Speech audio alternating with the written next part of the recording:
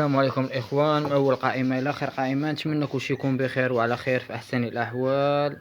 إخوان، على بركة الله نبداو بتقديم الباطي كما وعدتكم من البارح باش نتقاسم معكم التجربة ديال الباطي ديال السرغوة أو الخروب. نوريوكم شنو المكونات اللي تيتواجدوا في هاد الباطي. أول حاجة الزيت البلدية، هذه السميده ديال الذره ما محمره ما والو، هكاك ان شاء الله نقدموها ليهم. الخروب او السرغوه، كله شنو تيقول ليها. كاين البيض مسلوق، اللوز، القرقاع. على بركه الله نبداو التحضير ديال المكونات وانتم معنا تنتقاسموا التجربه. يا بسم الله.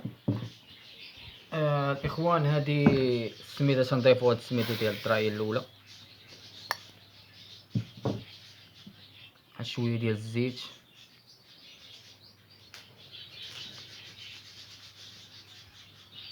اصاحبي اشو مشي اللي بقات لنا الاخوان.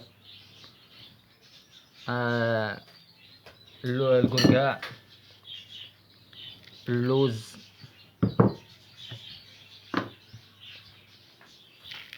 السرغوه او الخروب. الاخوان، بغيت باش نوصيكم، ها هي جاتني في الوقيته ديالها. الزريعه حاولوا تحيدوها، حاولوا تحيدوا الزريعه. ندمجوا بعدا هادشي هو الاول.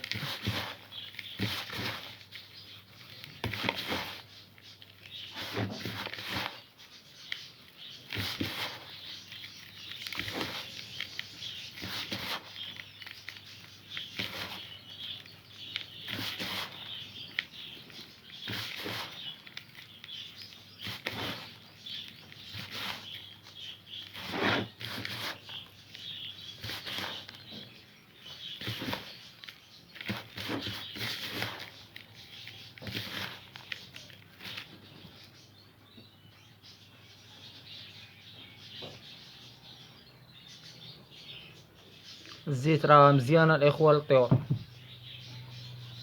تيساعد على بالنسبه للاناث اللي اول تبييض عليهم، تيساعد على البيض. بالنسبه للبيض ما تقلبش البيضه في النتوه.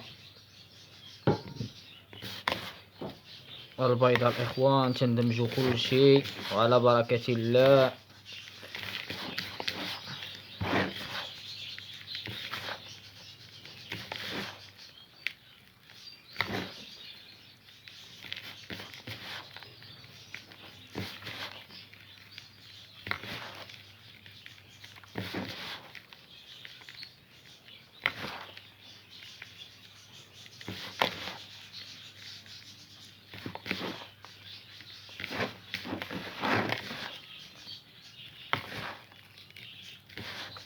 هاد المكونات راه كامله فيتامينات، كامله مهيجات، كما اشاروا الاخوه البارح. هذاك الموضوع علاش هذاك جبدنا هذاك الموضوع ديال الخروب، باش كل حاجه تتاخذ في الوقيته ديالها. كما قال الاخ عادل البارح، كل حاجه راه تجي في الوقيته ديالها. هذا هو الباطي ديالنا الاخوان، نتمنى يكون نال الاعجاب ديالكم، وشكرا والله يعاونكم.